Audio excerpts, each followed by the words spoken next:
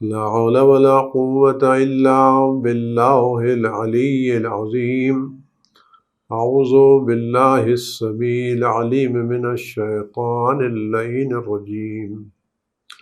بسم الله الرحمن الرحيم. الحمد لله الذي لا يبلغ مدحته القائلون ولا يحصي نعماءه العادون ولا يؤدي حقه المجتهدون الذي لا يدركه بعد الهمم ولا يناله غوص الفتن جلت عظمته. والصلاة والسلام والتحية والإكرام على البشير النذير السراج المنير الطهر الطاهر الدر الفاخر العلم الظاهر المنصور المؤيد الرسول المسدد سيدنا ونبينا بالقاسم محمد صلى الله عليه وعلى آله الطيبين الطاهرين المعصومين المظلومين الذين أذهب الله عنهم الرجس وطهرهم تطهيرا سيما على بقية الله في العالمين وخاتم أئمة المعصومين الكهف الحسين وغياث المستر المستكين ملجأ الهاربين وعصمة المعتصمين أرواحنا وأرواح العالمين لتراب مقدمه فداه عجل الله تعالى فرجه الشريف. واللعنة الدائمة الباقية على أعدائهم وقتلتهم وغاصب حقوقهم أجمعين. عزیزان گرامی، السلام علیکم ورحمۃ اللہ وبرکاتہ۔ چند دنوں کے بعد ہمارے 8ویں امام حضرت امام علی ابن موسیٰ رضا صلوات اللہ السلام علیہ، امام رؤوف، امام رحیم، امام ضامن، امام غریب کا روز ولادت ہے۔ اس عظیم الشان مناسبت سے سب سے پہلے ان کے فرزند عزیز امام وقت حضرت حجت ابن الحسن عسکری صلوات اللہ السلام علیہ کی خدمت اقدس میں، اور ان کے بعد ان کے نائبین عام، ان کے مورد اعتماد مراجع کرام حفظہم اللہ تعالی، خدا ان سب کی حفاظت کرے، درجات بلند کرے، اور بقیہ علماء کرام جو دین اسلام اور مذہب اہل بیت کی خدمت کر رہے ہیں، اور آپ تمام مومنین اور مومنات کی خدمت میں ہدیہ تبریک و تہنیت پیش کرنے کی سعادت حاصل کرتے ہیں۔ خدا ہم سب کو اس روز سعید کی مبارکباد نصیب فرمائے، اس کی برکتیں ہم سب کے شامل حال ہوں، اور خدا بند عزیز متعال کی بارگاہ میں دست بدعائیں خدا بند عالم جلد از جلد امام وقت اور امام رضا علیہ السلام کے صدقے میں اس بلا کو ساری دنیا سے، خاص کر ان کے چاہنے والوں سے جلد دور فرمائے، زیارت کی راہوں کو جلد جلد ہموار فرمائے۔ سال برس زیادہ ہو گیا کہ بہت سے چاہنے والے امام کی بارگاہ میں زیارت کی تمنا لیے ہوئے ہیں، اور سلام لبوں پر منڈلا رہے ہیں، اور سلام کرنے کے لیے دل اور زبان بے چین ہیں، پیشانیاں اس بارگاہ اقدس کا بوسہ لینے کے لیے بےتاب ہے۔ کتنے ایسے لوگ تھے جو اس وبا میں گرفتار ہو کے اپنی حسرتیں لے کر دنیا سے چلے گئے، خدا ان کے درجات کو بلند سے بلند تر فرمائے، اور ان کی نیتوں کے مطابق ان کو زیارت امام کا شرف نصیب فرمائے۔ بہرحال دست دعا ہے کہ اس روز سعید کی عیدی خدا بند عالم اس بلا کی دوری کو قرار دے، اور تمام اہل بیت کے چاہنے والے دنیا میں جہاں بھی ہیں، جس حالت میں بھی ہیں، جہاں بھی ہیں، جس گوشہ کنار میں ہیں، اگر وہ خدا نخواستہ اس بلا سے متاثر ہے تو خدا ان کو جلد از جلد اہل بیت علیہ السلام میں شفائے کامل عاجل، طول عمر و صحت و سلامتی عنایت فرمائے، اور بقیہ جو لوگ اس بلا میں محفوظ، خدا آخر وقت تک ان تمام لوگوں کو اس بلا سے اور بقیہ دوسری بلاؤں سے محفوظ رکھے۔ عزیزان گرامی، ائمہ معصومین اور خاص کر امام علی ابن موسیٰ رضا علیہ السلام سے جو روایتیں آئی ہیں وہ عظیم الشان روایتیں ہیں۔ امام نے فرمایا کہ ہمارے باتوں کو، ہمارے کلام کو، ہمارے اقوال کو دوسروں تک پہنچاؤ، کیونکہ اس میں اتنی اچھائیاں ہیں کہ جب لوگ ان اچھائیوں کو سنیں گے تو خود بخود ہماری طرف کھنچتے ہوئے چلے آئیں گے۔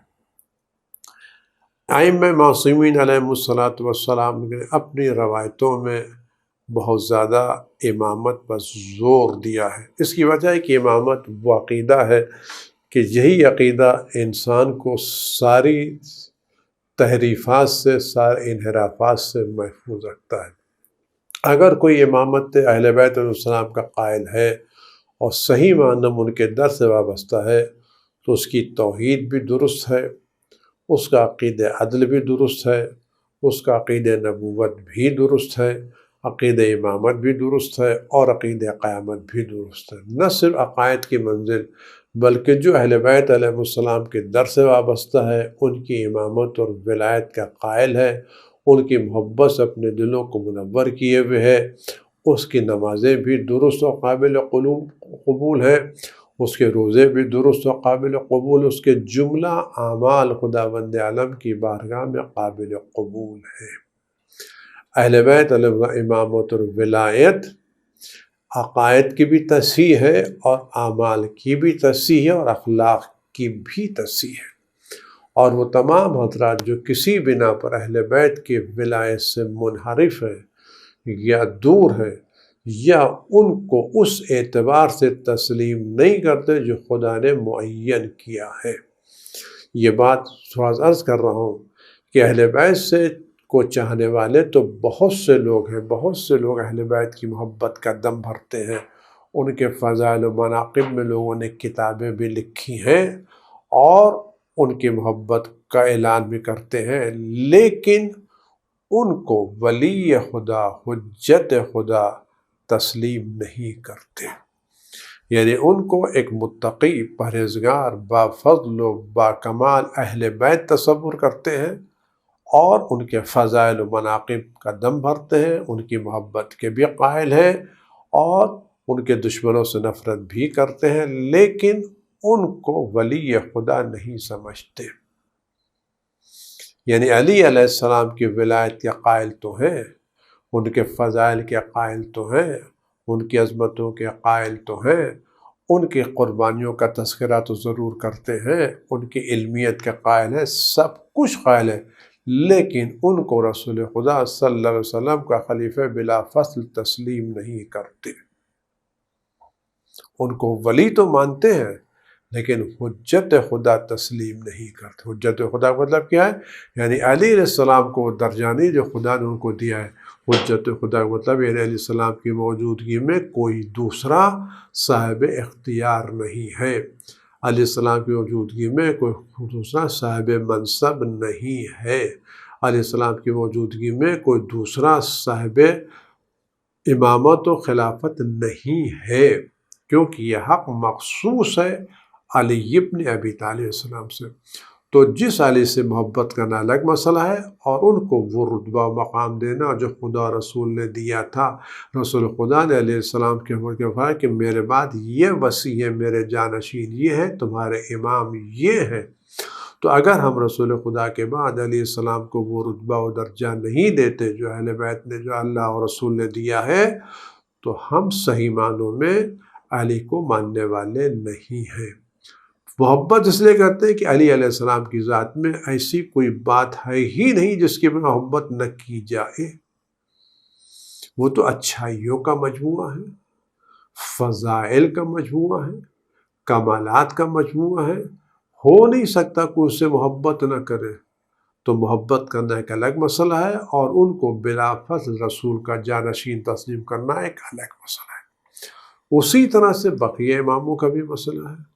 بقیہ اماموں کی امامت کو تسلیم کرنے کا مطلب کیا ہے؟ ہم امام علی ابن موسیٰ رضا علیہ السلام کی زیارت کو جائیں، ان کے فضائل کے قائل ہوں، ان کے مناقب کے قائل ہوں، ان کے معجزات کے قائل ہوں، اور اس کے باوجود ہم مامون رشید کو خلیفہ بھی تسلیم کرتے ہوں اور اس کو اس خلافت کا حقدار سمجھتے ہوں، یہ درست نہیں ہے۔ اس لیے کہ امام علی ابن موسیٰ رضی علیہ السلام کی موجودگی میں بقیہ کسی کو حکومت کا خداوند عالم نے نہیں دیا ہے۔ ہر وہ شخص جو ائمہ معصومین علیہ السلام کی موجودگی میں کسی بھی حاکم کو اس کی حکومت میں حق بجانب جانے، وہ اہل بیت کی صحیح معرفت نہیں رکھتا، بلکہ وہ خداوند عالم کے انتخاب پر اعتراض کر رہا ہے، خداوند عالم کے انتخاب کے اوپر نکتہ چی ہے۔ یعنی خداوند عالم نے جس کو امام وقت، حاکم وقت، حجت خدا قرار دیا ہے، اس کو اسے بات سے تسلیم نہیں کرتا۔ یہ مسئلہ بہت اہم ہے، ہم کبھی اس بات کے دھوکے میں نہ آئے کہ بہت اہل بیت کے چاہنے والے لوگ ہیں۔ اہل بیت کا کو چاہنا الگ ہے، اور اہل بیت کو وہ منزلت دینا جو خدا رسول نے دی وہ الگ مسئلہ ہے۔ اہل بیت کی موجودگی میں کسی کو نہ فتویٰ دینے کا حق ہے، نہ مسائل بیان کرنے کا حق ہے، نہ اپنی طرف سے قرآن کی تفسیر بیان کرنے کا حق ہے۔ کسی کو اہل بیت کی موجودگی میں اپنی طرف سے نماز کا ایک مسئلہ بھی بیان کرنے کا حق نہیں ہے، کیونکہ حجت خدا اہل بیت علیہ السلام ہے۔ امام صادق علیہ السلام کے زمانے میں کسی کو حق حاصل نہیں ہے کہ حج کے مسائل امام صادق علیہ السلام سے چھوڑ کر کے کسی دوسرے سے دریافت کرے۔ حق نہیں ہے، کیونکہ حق خدا نے ان کے پاس قرار دیا ہے۔ امام علی ابن موسیٰ رضا کی موجود ہے، بقیہ کسی کو خلافت کا حق حاصل ہی نہیں ہے۔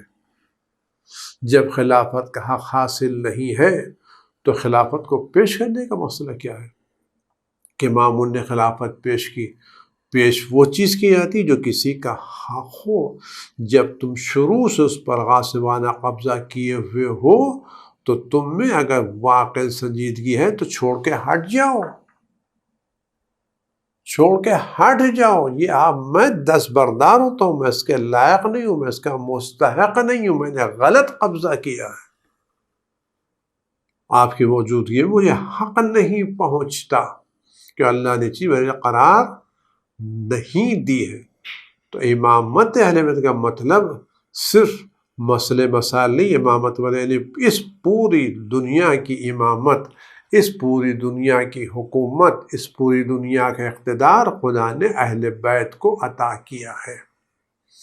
اہل بیت کے علاوہ اگر کوئی شخص اس دنیا پر اقتدار حاصل کرا، اہل بیت کو چھوڑا ہے، تو وہ اس کا اقتدار غاصبانہ اقتدار ہے، اس کی حکومت غاصبانہ حکومت ہے۔ اللہ نے حق صرف اور صرف اہل بیت کو دیا ہے، اور آج کے دور میں یہ حق اہل بیت نے اپنی طرف سے اپنے فقہا کو دیا ہے، اپنے فقہا کو دیا ہے، ان لوگوں کو دیا ہے جو اہل بیت کی روایتیں نقل کرتے ہیں اور جن کے دل اہل بیت علیہ السلام کی محبت و ولایت سے منور ہے۔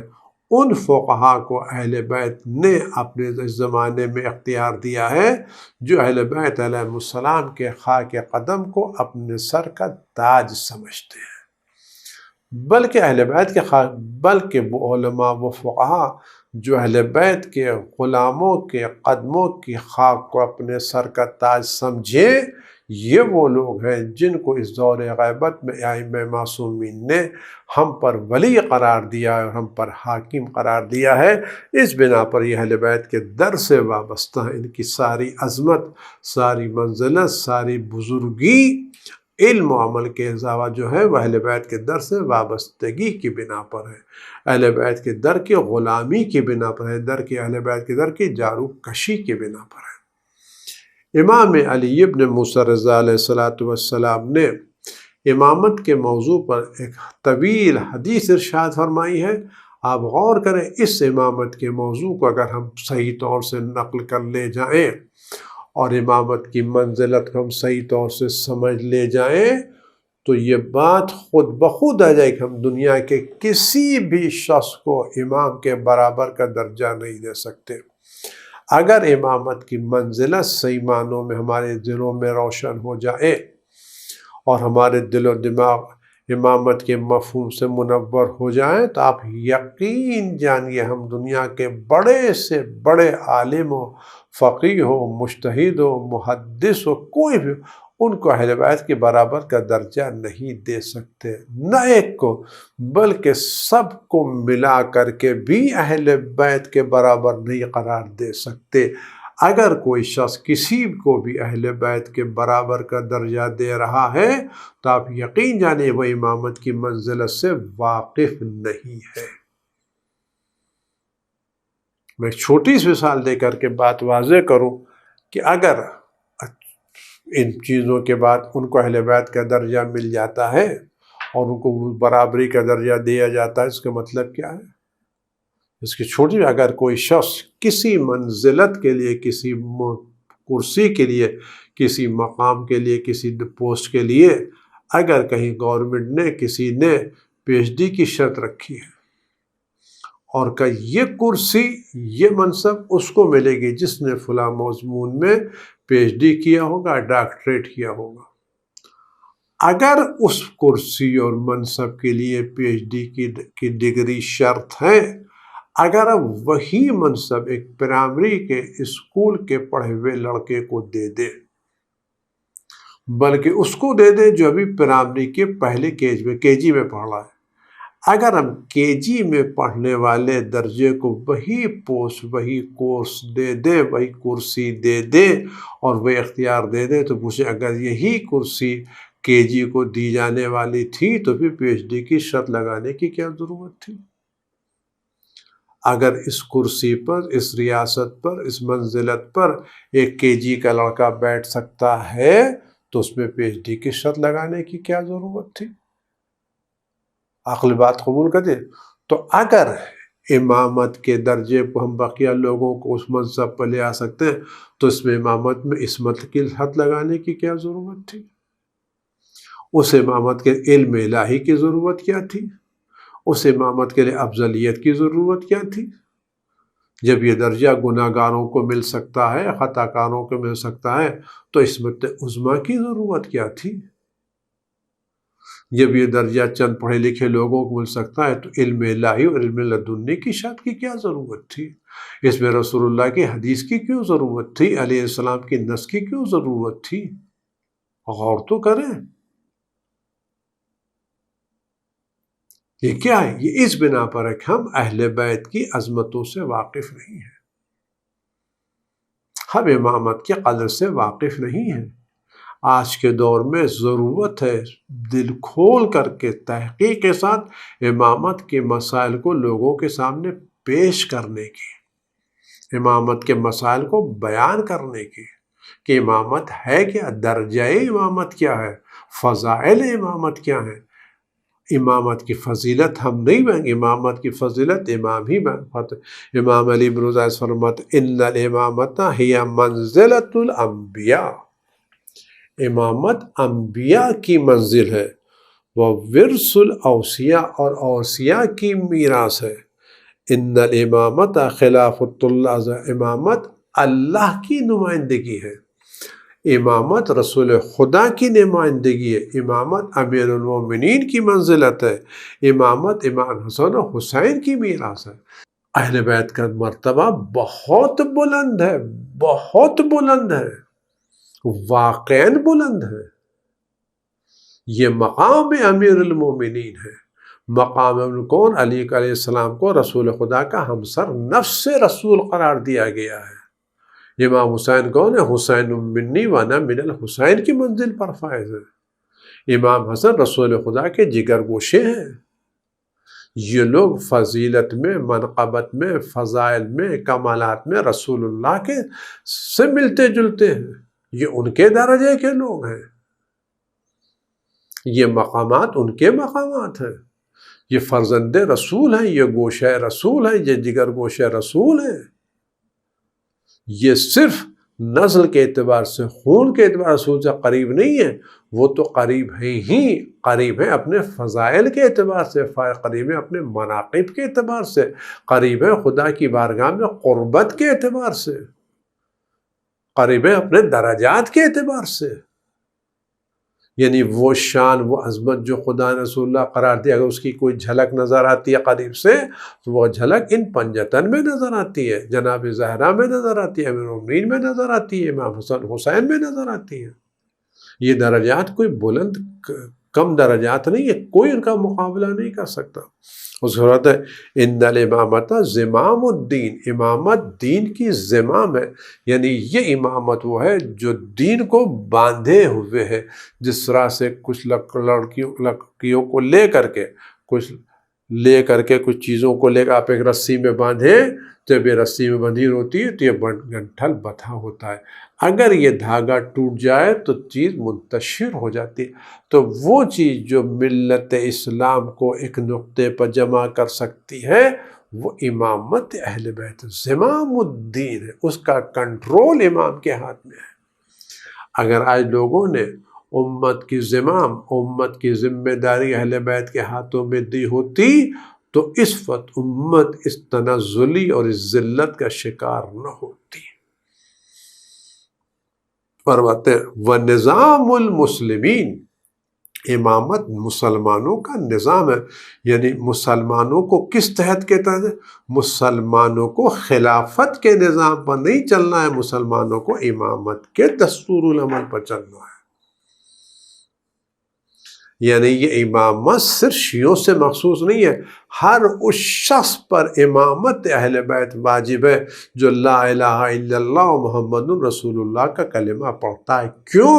اس لیے کہ اس امامت کو خداوند وحدہ لا شریک نے واجب قرار دیا ہے، اور اس امامت کو حضرت رسول خدا صلی اللہ علیہ وسلم نے ضروری قرار دیا ہے۔ تو توحید اور نبوت کے عقیدے کا تقاضا یہ ہے کہ جو فیصلہ خدا کرے اور جو فیصلہ اس کا رسول کرے اس کے سامنے تسلیم ہو جانا ہر کلمہ گو کی ذمہ داری ہے، ہر کلمہ گو کی ذمہ داری ہے۔ فرماتے ہیں صلاح الدنیا و عز المسلمین، دنیا کی اصلاح، مصلحت دنیا امامت وقت ہے، امامت اہل بیت ہے۔ یعنی اگر آج بھی دنیا امامت اہل بیت کے نقطے پر جمع ہو جائے تو اس دنیا میں صلاح ہی صلاح ہے، نیکی، عز المومنین، مومنین کی عزت امامت میں پوشیدہ ہے، امامت کے عقیدے میں مومنین کی عزت پوشیدہ ہے۔ ان الامامت اس الاسلام النامی، امامت اس اسلام کی بنیاد ہے جو رشد و نمو کر رہا ہے، یعنی وہ اسلام جس کی بنیاد امامت ہے وہی امام ترقی کر کے جائے گا۔ اگر آج اس اسلام کی بنیاد امامت پر رکھی گئی ہوتی تو اس میں خوریزی نہ ہوتی، دہشت گردی نہ ہوتی، فتنہ و فساد نہ ہوتا، لوگوں کی جانیں نہ لی جاتی، اختلافات نہ ہوتے، اسلام کے نام پر دوسروں کو قتل و غارت نہ کیا جاتا۔ امامت کی بنیاد یہ ہے۔ کیوں میں ایسے کہہ رہا ہوں کہ اگر یہ سارا جو خوریزی ہو رہی ہے اس اسلام پر ہو رہا ہے جس کی بنیاد امامت نہیں ہے، کیونکہ امامت بنیاد علی علیہ السلام کی جب سر پر ضربت لی تو کیا فرمایا تھا؟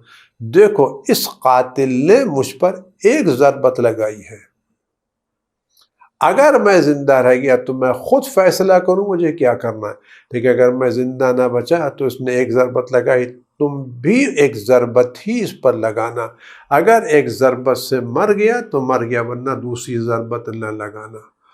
وہ علی جو اپنے قاتل کے ساتھ اتنا عادلانہ برتاؤ کرنے کا حکم دے رہے ہیں، کیا وہ امامت یہ فیصلہ کرے گی کہ کسی ایک کی بنا پر بے گناہوں کا قتل عام کر دیا جائے؟ یہ بے گناہوں کا قتل عام امامت کی تعلیم نہیں ہے، یہ بے گناہوں کا قتل عام اس نظام کی تعلیم کا نتیجہ ہے جس نے مالک بن نویرہ کو بلا وجہ قتل کرایا تھا، جس نے سعد بن عبادہ کے اوپر تیر چلوائے تھے، یہ اس نظام کا نتیجہ ہے۔ جو آج کل چل رہا ہے۔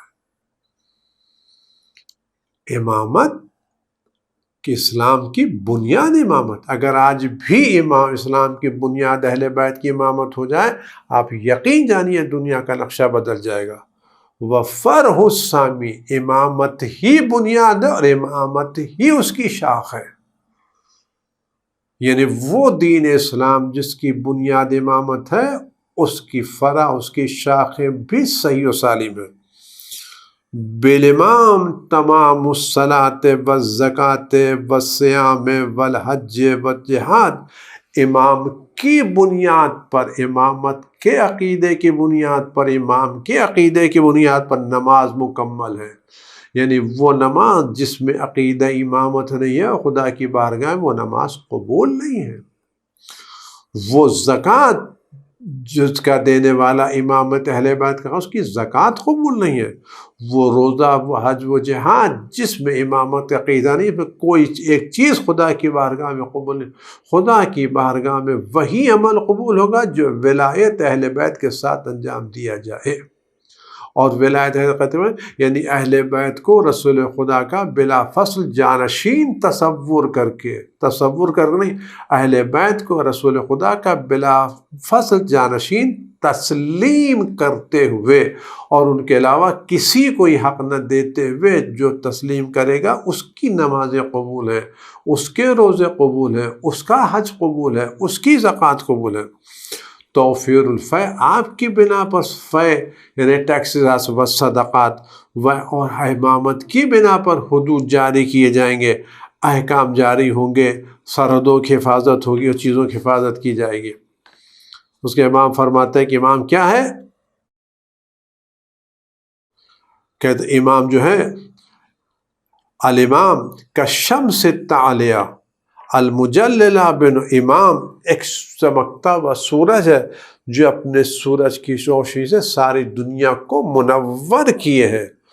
وَهُوَ بِالْأُفُقِ حَيْثَ لَا تَنَالُ الْأَبْصَارُ وَالْأَيْدِي، امام فضیلت و کمالات کی اس بلند افق پر فائز ہے جس پر آنکھیں اور ہاتھ پہنچ نہیں سکتے، یعنی امامت کی منزلت اتنی زیادہ بلند ہے کہ جس تک کسی کے رسائی نہیں ہے۔ مولا کائنات خود بے شق اللہ ولا یرقى الی الطیر، مجھ میرے کمال تک تمہارا طائر فکر بھی نہیں پہنچ سکتا۔ وہ کمالات جو خدا نے امام کو عطا کیے، ان کمالات کوئی فرد بشر اس کا تصور بھی نہیں کر سکتا، کیا کمالات خدا نے معصوم الامام البدر المنیر والسراج الظاہر والنور الطالع، امام ایک روشن چاند ہے، چمکتا ہوا ستارہ ہے اور ابھرتا ہوا نور ہے۔ امام دلوں کو منور کرتے ہیں، فکروں کو منور کرتے ہیں، خیالات کو منور کرتے ہیں۔ والنجم الہادی فی غیابات الدجا، اور جس وقت چاروں طرف تاریکیاں پھیل گئی ہوں تو امام وہ ستارہ ہے جو لوگوں کو صراط مستقیم کی طرف ہدایت کرتا ہے۔ خاص کر اس دور میں جب چاروں طرف سے شکوک و شبہات کی آندھیاں چل رہی ہیں، سوشل میڈیا پر اس طرح کی تاریکیاں پھیلائی جا رہی ہیں، تو اگر اس سوشل میڈیا کے تاریک و اندھیرے دور میں اگر کوئی شخص ہدایت حاصل کرنا چاہتا ہے تو اس کا واحد راستہ امامت کے در سے متمسک ہونا ہے۔ والدلیل علی الہدی، ہدایت کا راستہ، ہدایت کا چراغ، ہدایت کے رہنما ہدایت، والمنجی من الردی، ہلاکتوں سے امام ہی نجات دلائے گا۔ الامام امین اللہ تعالی، امام اللہ کی مخلوق میں خدا کا امانت دار ہے، خدا کا ذمہ دار ہے، خدا کا نمائندہ، وہ حجتہ علی عبادہ، اور امام خدا کی حجت ان کے بندوں کے اوپر، وہ خلیفتہ فی بلادہ، والداعی الی اللہ، اللہ کی دعوت دینے والا ہے اور اللہ کے حرم سے اظہار کرنے والا ہے۔ اس کے دعا فرماتے ہیں الامام الماء العظم علی الظما، امام ایک تپتے ہوئے صحرا میں جہاں دھوپ ہو، شدت کی پیاس ہو، امام ایک گوارا ٹھنڈا پانی ہے جو ہدایت کی پیاس کو بجھا دیتا ہے۔ تپتے ہوئے صحرا میں، دھوپ میں، شدت کی دھوپ میں، اعتراضات کی دھوپ، شکوک و شبہات کی دھوپ، وسوسوں کی دھوپ، سارے دھوپ، اگر کوئی شخص سیرابی عطا کر سکتا ہے تو عقیدہ امامت. والدال علی الہدی والمنجی من الردی.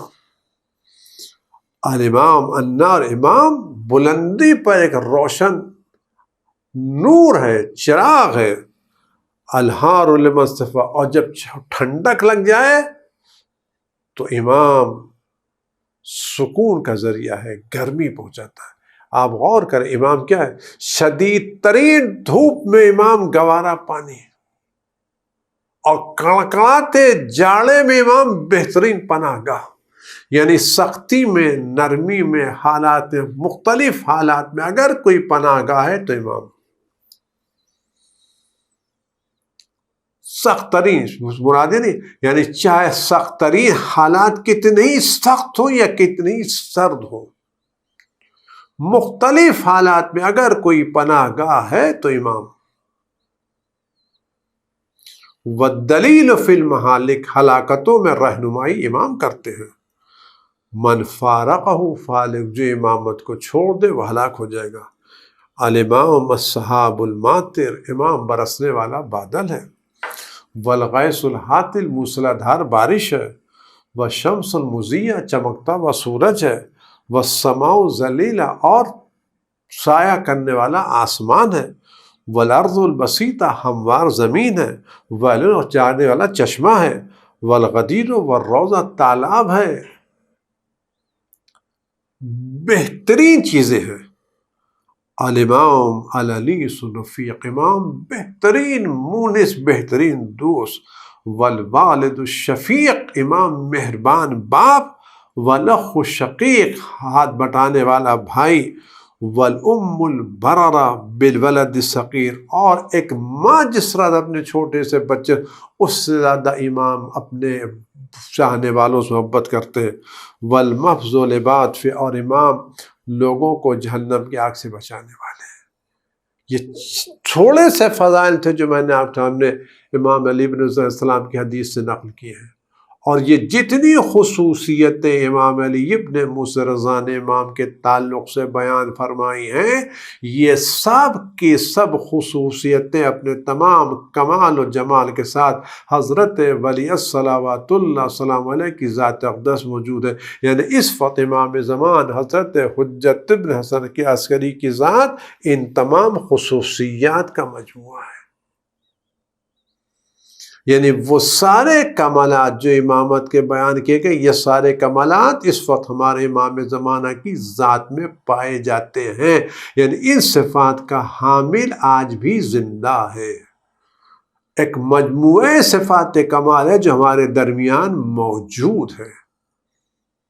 وہی شان و شوکت، وہی عزت، وہی عظمت کے ساتھ امام وقت کی ذات موجود ہے. وہی تمام خصوصیت جو تھی ان کے موجود ہیں. ہم جس ساتھ آج بھی امام وقت کی ذات بہتر. ہر وہ شخص جو اس دور غیبت میں، زور فتنہ و فساد میں، ہلاکتوں سے محفوظ رہنا چاہتا ہے، اس کا واحد راستہ امام وقت کی پناہ میں آ جانا.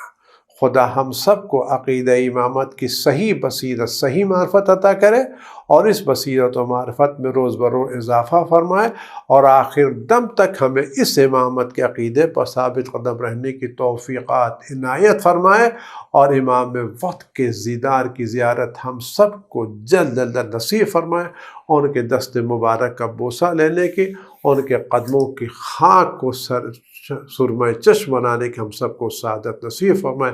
قلب مقدس امام زمان کو ہم سب سے راضی خوشنود فرمائے، اور اس مبارک و مسعود دن کی سعادت و برکت بنا پر اس بلا کو دور فرمائے، اور ہم سب کو محفوظ، ہم قلب مقدس امام زمان کو ہم سب سے راضی و خوشنود فرمائے. والسلام علیکم ورحمۃ اللہ وبرکاتہ.